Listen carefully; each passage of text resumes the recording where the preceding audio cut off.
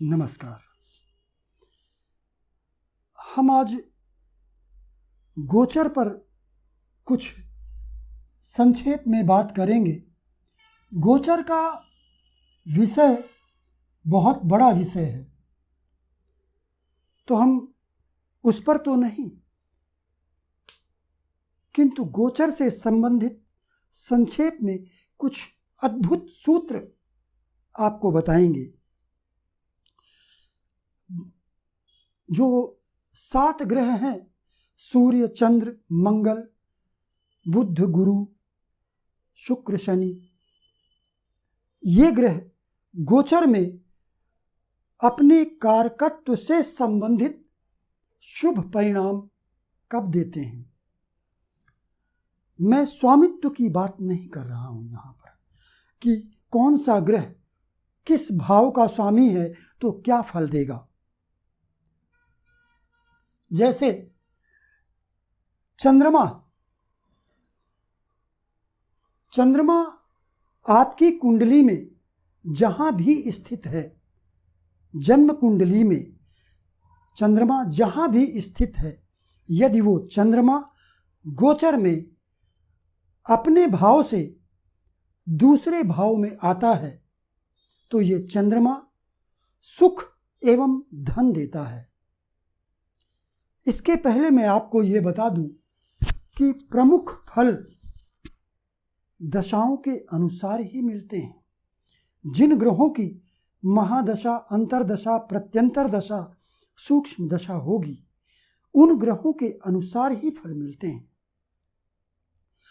यदि दशा जो चल रही है वो बुरे ग्रहों की दशा चल रही है, लेकिन गोचर में ग्रह बहुत अच्छे और शुभ स्थान में बलवान होकर बैठे हैं, तो अंतर केवल इतना आएगा कि वो दशाएं जो बुरा परिणाम दिखा रही हैं, उनके बुरे परिणाम में जरा सी कमी आएगी, बस इतना ही अंतर आएगा। गोचर दशाओं को फॉलो करता है, दशाएं गोचर को नहीं। गोचर दशाओं के अनुरूप ही फल देता है, दशाओं से अलग नहीं। तो यदि चंद्रमा की दशा चल रही है, मान लीजिए कि चंद्रमा की प्रत्यंतर दशा है, और ये चंद्रमा जब भी जन्मकालीन चंद्रमा से द्वितीय भाव में आएगा, मान लीजिए कि अगर चंद्रमा आपकी जन्म कुंडली में चतुर्थ भाव में स्थित है, कुंभ राशि में स्थित है, तो ये गोचर में जब भी मीन में आएगा तो चंद्रमा के कारकत्व सुख एवं धन है। गुरु के बाद चंद्रमा को भी धन का कारक माना गया है, और चंद्रमा तो वैसे भी एक लग्न है, और लग्न के कारकत्व सुख एवं धन होते ही हैं। तो चंद्रमा जब भी अपने स्थान से द्वितीय स्थान में आएगा गोचर में, और यदि किसी भी ग्रह की दशा हो लेकिन ज़्यादा बुरी दशा यदि वह नहीं है, तो फिर ये चंद्रमा द्वितीय भाव में आने पर धन एवं सुख देता है। इसी तरह से मंगल यदि मंगल के कारकत्व हैं, मंगल जमीन एवं मकान का कारक है, तो यदि मंगल अपने भाव से जहां पर वो स्थित है, जिस भाव में वो स्थित है आपकी जन्म कुंडली में, उस भाव से जब चतुर्थ भाव में जाएगा तो आपको जमीन एवं मकान से संबंधित सुख प्रदान करता है।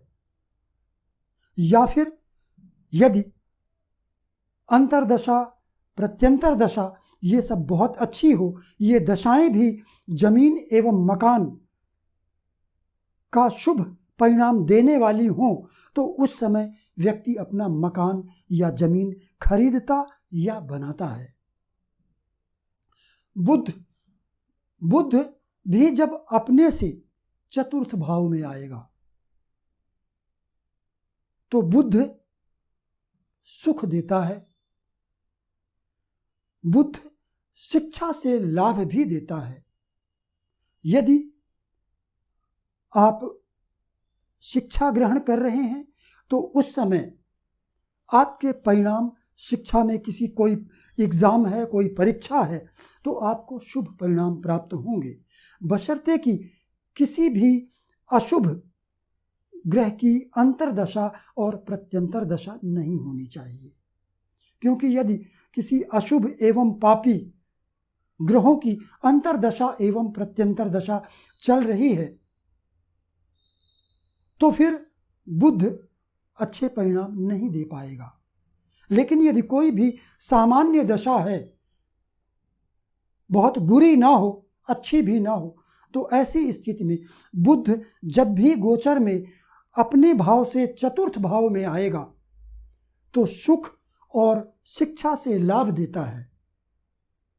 नौकरी में भी लाभ देगा, क्योंकि यदि आपकी नौकरी आपके शिक्षा से संबंधित है, जैसे आपने इंजीनियरिंग की शिक्षा प्राप्त की है और आप एक इंजीनियर की नौकरी कर रहे हैं, तो वो भी शिक्षा से लाभ ही हुआ।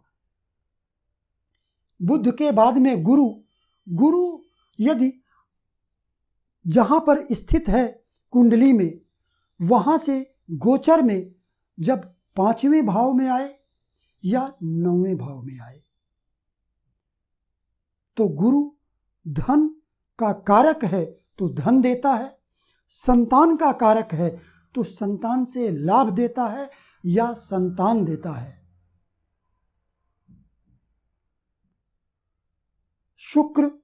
शुक्र जब जन्म कुंडली में अपने भाव से सप्तम भाव में गोचर में आता है तो शुक्र चूंकि विवाह का कारक है, वैवाहिक सुख का कारक है, इसलिए गुरु वैवाहिक सुख प्रदान करता है, विवाह से सुख।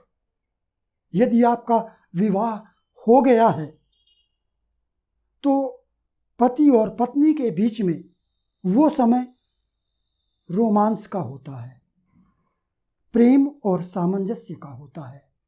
और यदि विवाह नहीं हुआ है और दशाएं यदि विवाह के लायक हैं तो ये शुक्र यदि गोचर में अपने भाव से सप्तम भाव में आता है तो उस समय आपका विवाह भी होता है।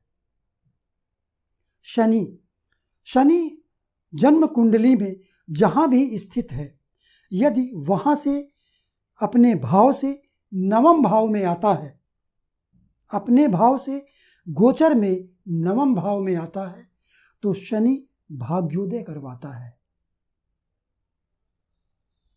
तो ये ग्रहों के कारकत्व से संबंधित गोचर के कुछ फल मैंने बताए हैं। गोचर का विषय तो बहुत बड़ा है, तो ये ऐसे फल हैं जो जरूरी नहीं है कि ये ग्रह शुभ भाव के स्वामी हों, कहीं भी किसी भी भाव के स्वामी हों। और यदि किन्हीं बुरे ग्रहों की अंतर्दशा प्रत्यंतर दशा नहीं चल रही है तो ये ग्रह जब अपने भाव से चंद्रमा दूसरे भाव, मंगल बुध चतुर्थ भाव, गुरु पंचम एवं 9वें भाव, शुक्र सप्तम भाव, शनि 9वें भाव में आएगा तो शुभ परिणाम देता है। नमस्कार।